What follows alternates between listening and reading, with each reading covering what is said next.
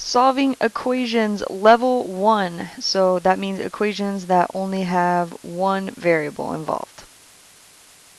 So first thing we're going to talk about is what exactly it means to solve equations, and we have to know what an equal sign means.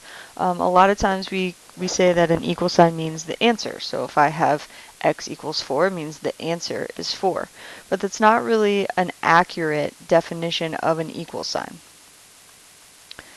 What an equal sign actually tells us is that the expressions, or whatever numbers and variables and stuff on either side of it, have the same value. So you could think of it kind of like a scale, and like a balance scale like you use in science class maybe. Might look something like this. And if we have an equal sign, what we're saying is that whatever is over here, so let's say I had 2x plus 4, has to have the same value as whatever is over here. The scale has to be balanced if I have an equal sign between the two of them. So when we're solving an equation, what we're finding is the value of the variable that makes the equation true. All right.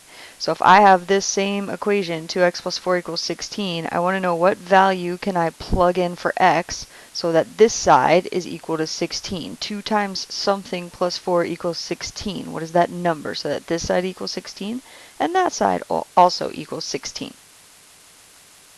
So when we solve equations, we're going to do that by working backwards, okay? And we're going to follow these 3 steps. So the first thing we're going to do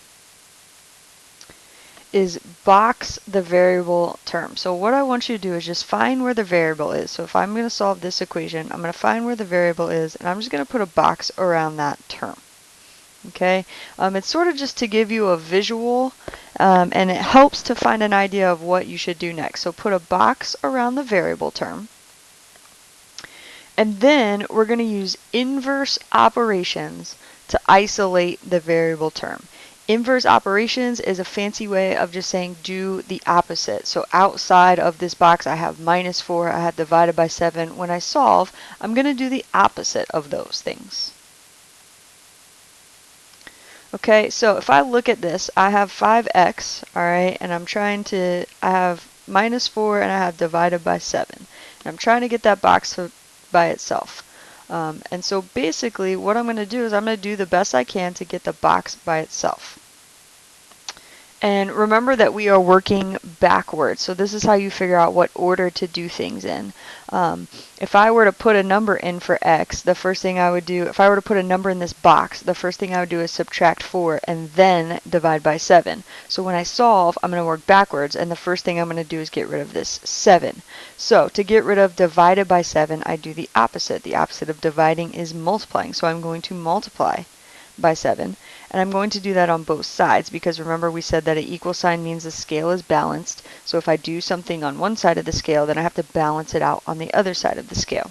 Okay, so on the left side now, I have 7 times 8, which is 56. All right, and that is equal to.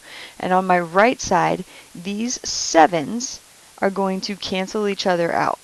All right, and I want to talk about why and make sure that you understand this. The reason is because if I multiply by 7 here, I have a 7 on the top of the fraction and a 7 on the bottom of a fraction. And 7 divided by 7 is equal to 1. So if I am multiplying something by 1, it never changes. That's why we can cross things out and say they cancel. Okay, so I am left with 5x minus 4. I'm going to keep my variable term in a box. All right. So I still have things outside of the box, so I'm going to do the opposite. So the opposite of minus 4 is plus 4.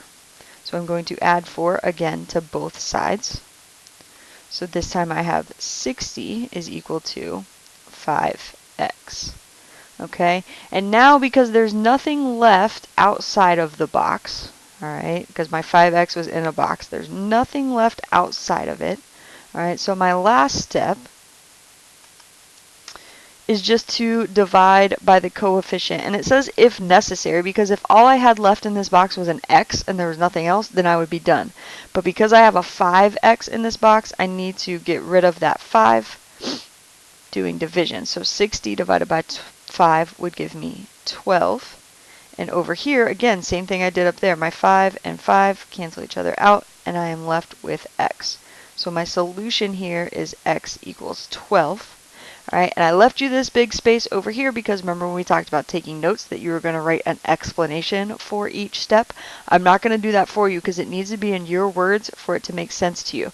But go back and write in what we did in each step and why we did it. Now, because I am out of space, I'm going to do the last step for any solving equations problem over here, but yours should be filled up with words, and hopefully you have space underneath. I just have a computer screen, so it's not quite as big as a piece of paper.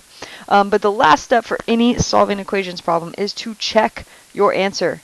And you check your answer by plugging in what you got into the original equation and making sure that it is actually equal. So I have 8 equals 5, and then I'm going to plug 12 in for x because that's what we think the solution is. Minus 4 divided by 7. And then I'm going to make sure that this is actually equal to 8. So if I do this, 5 times 12 gives me 60 minus 4 divided by 7. All right, and then remember, for order of operations, the top or bottom of a fraction is kind of its own grouping symbol, so I have to do this subtraction first. So 60 minus 4 would give me 56 divided by 7, and 56 divided by 7 is 8, so I know that I did it correctly. All right, I'm going to do one more for you. I'm actually going to do example 2 with you, okay? So again, my first step is I'm going to put a box around the term where my variable is. Okay, and then I'm going to do the opposite. So again, when you have things like this and you have to decide, well, which one do I do first? All right, if I put a number in the box, what would I do first? Would I divide the number by 11 or would I add 2 to it? All right, if I'm following order of operations, I would have to do the division first and then add 2.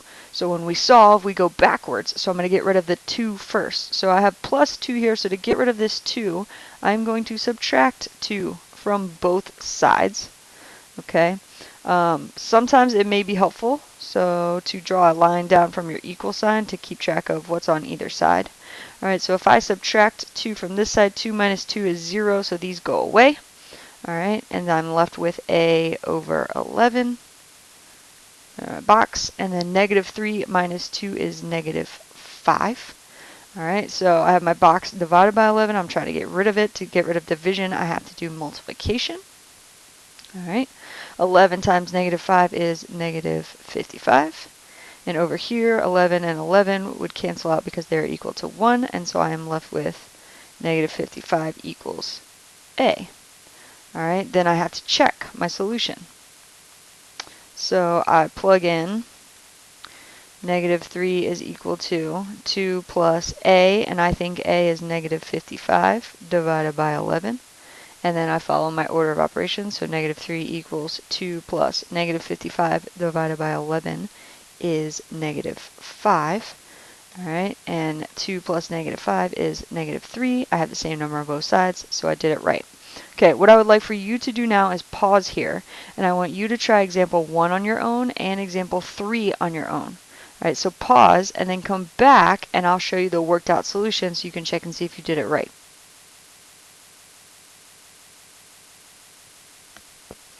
Alright, so here are the solutions to 1 and 3. Notice that I checked my answers for both of them. Okay, so if there's something here that you don't understand, put a star by it, use a post-it, whatever, so that you make sure you ask in class. In number 3, I hope that you did not get scared just because it had fractions, because if you look, it's actually the exact same steps as example 1. Just the numbers are fractions instead of just regular whole numbers, okay? You're not allowed to be scared of fractions anymore because your calculator can do all the math and all of the simplifying for you. So fractions are numbers, just like number 2, 2/3 is still just a number. It's nothing to be scared of. All right? If you have any questions, make sure you write them down, and that is all for level 1.